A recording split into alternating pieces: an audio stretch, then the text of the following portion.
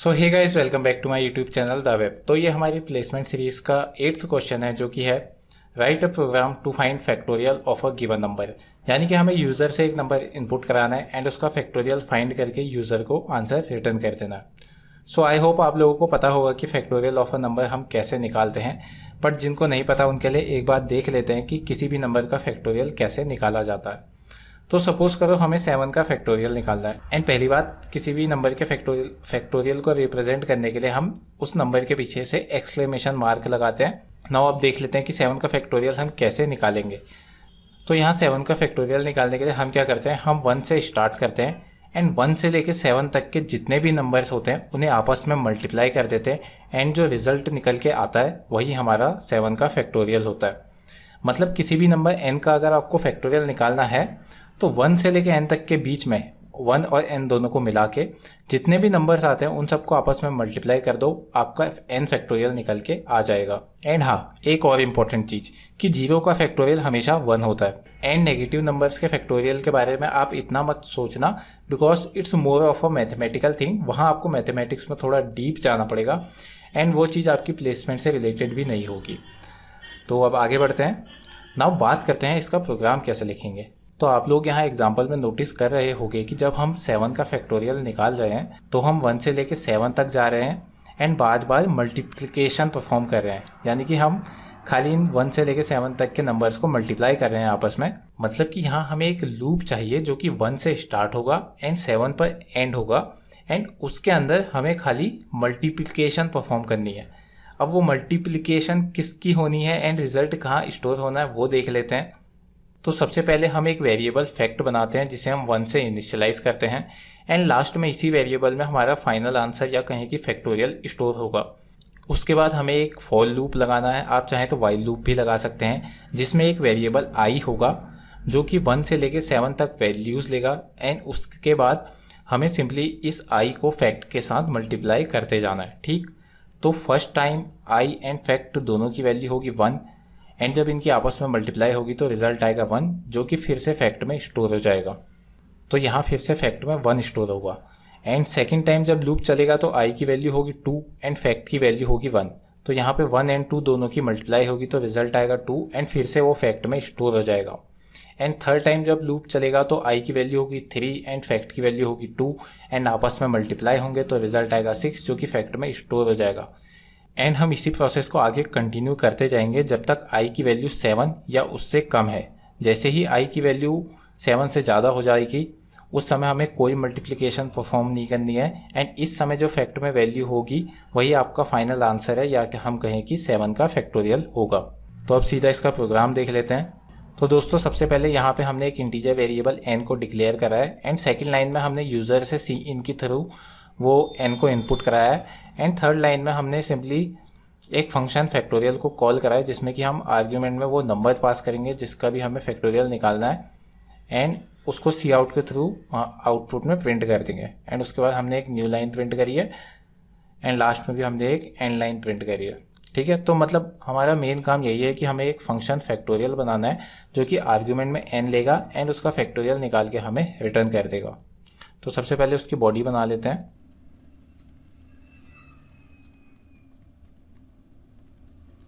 Now इसके अंदर हम सबसे पहले अपना एक वेरिएबल फैक्ट बनाते हैं जिसको कि 1 से इनिशियलाइज करेंगे एंड इसी में हमारा फाइनल आंसर स्टोर होगा। उसके बाद तो सिंपल है, हमें एक फॉर लूप लगाना है जो कि 1 से स्टार्ट होगा एंड n तक जाएगा एंड इस फॉर लूप के अंदर हमें सिंपली फैक्ट और i को मल्टीप्लाई करना है एंड उसका जो भी रिजल्ट आएगा उसे वापस फिर से फैक्ट में स्टोर कर देना है। एंड इस फॉर लूप के बाद हमें कुछ भी नहीं करना, हमें बस इस फैक्ट की वैल्यू को रिटर्न कर देना। तो अब इसको एक बार रन करके देख लेते हैं। तो यहाँ मैं इनपुट में दूंगा 7, तो आउटपुट आया 5040, तो बिल्कुल सही चल रहा है प्रोग्राम। एंड एक बार 0 देख के देखते हैं तो आउटपुट में आया 1, जो कि बिल्कुल सही है। तो मतलब हमारा प्रोग्राम बिल्कुल सही बना है।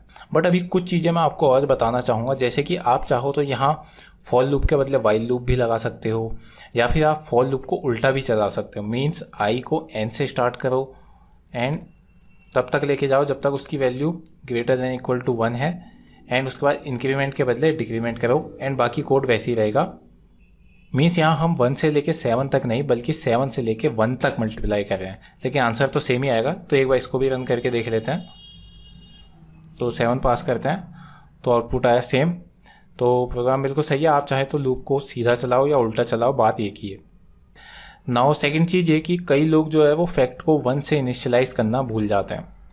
एंड शुरू में मेरे साथ भी ऐसा ही हो जाता था। मतलब जब मैंने ये चीज़ें सीखना चालू किया था तब मैं भी ये छोटी छोटी मिस्टेक्स कर देता था। सो उस हिसाब से बोल रहा हूँ कि ऐसी मिस्टेक्स को जितना हो सके अवॉइड करें। अब ये बात मैंने क्यों कही कि फैक्ट को 1 से इनिशियलाइज़ करना मत भूलना, तो उसका जवाब आपको पता होना चाहिए। एंड जिसने लास्ट वीडियो देखी होगी वहाँ भी ऐसा ही कुछ था जहाँ मैंने बताया था कि रिवर्स वेरिएबल को 0 से इनिशियलाइज़ करना क्यों इंपॉर्टेंट है।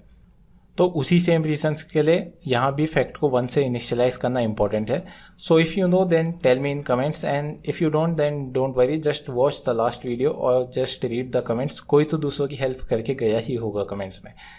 सो ये था आपका कंप्लीट प्रोग्राम फैक्टोरियल निकालने के लिए। नाउ अब हम ये देखेंगे कि इस प्रोग्राम को रिकर्शन की हेल्प से कैसे कर सकते हैं। एंड आई होप कि सबको रिकर्शन तो पता ही होगा कि a function calling itself is called a recursion. So इस चीज़ की हेल्प से प्रोग्राम कैसे बनेगा एक बार उसको देख लेते हैं। सो फिर से वही एग्जांपल, सपोज करो हमें 7 का फैक्टोरियल निकालना है। नाउ अब मैं 7 के फैक्टोरियल को ऐसे भी तो लिख सकता हूँ 7 × 6 फैक्टोरियल। इसका मतलब ये है कि मैं 7 का फैक्टोरियल तब ही निकाल पाऊंगा जब मुझे 6 का फैक्टोरियल पता होगा। एंड 6 के फैक्टोरियल को भी मैं ऐसे लिख सकता हूँ 6 × 5 फैक्टोरियल। मतलब अब मुझे पहले 5 का फैक्टोरियल पता होना चाहिए, तभी मैं उसे 6 से मल्टीप्लाई करके 6 का फैक्टोरियल निकाल पाऊंगा। एंड फिर उसी से आगे 7 फैक्टोरियल भी निकाल पाऊंगा। नाउ अगर मैं इसी चीज़ को आगे फर्दर कंटिन्यू करूँ तो 5 फैक्टोरियल को हम 5 × 4 फैक्टोरियल लिखेंगे। एंड ऐसे ही आगे कंटिन्यू करेंगे 0 फैक्टोरियल तक। नाउ जैसे ही हम 0 फैक्टोरियल पर पहुँचते हैं वहाँ हमें बिना किसी कैलकुलेशन के ही पता है कि उसकी वैल्यू होती है 1। तो यहाँ हमें 1 मिल गया, ठीक। नाउ इस 0 फैक्टोरियल की वैल्यू का यूज़ करके हम 1 फैक्टोरियल निकालते हैं। मीन्स ये जो 0 फैक्टोरियल की वैल्यू यहाँ से हम आई है उसे हम 1 से मल्टीप्लाई करेंगे और यहाँ पे 1 फैक्टोरियल निकाल लेंगे। तो इसका मतलब ये है कि हम 1 की मल्टीप्लाई 1 से करेंगे तो रिजल्ट आएगा 1। नाउ अब हमें 1 फैक्टोरियल की वैल्यू मिल गई है। अब हम इस वैल्यू का इस्तेमाल करके 2 फैक्टोरियल निकालते हैं। तो यहाँ हम 2 की मल्टीप्लाई 1 से करेंगे तो रिजल्ट आएगा 2। एंड फिर ऐसे ही कंटिन्यू करेंगे 7 तक। तो यही चीज़ आपकी रिकर्शन है। मतलब कि हमें 7 फैक्टोरियल निकालने के लिए 6 फैक्टोरियल पता होना चाहिए, या कहें कि अगर हमें n फैक्टोरियल निकालना है तो हमें n-1 फैक्टोरियल की वैल्यू क्या है वो पता होनी चाहिए। तो अगर मैं इसको कोड में लिखना चाहूँ तो हम इसे कैसे लिखेंगे। हम एक फंक्शन को आर्ग्यूमेंट में 7 पास करेंगे, जिसका काम होगा कि पहले वो 6 फैक्टोरियल निकालेगा, जिसके लिए वो सेम फंक्शन को कॉल करेगा बट आर्ग्यूमेंट में 7 के बदले 6 पास करेगा।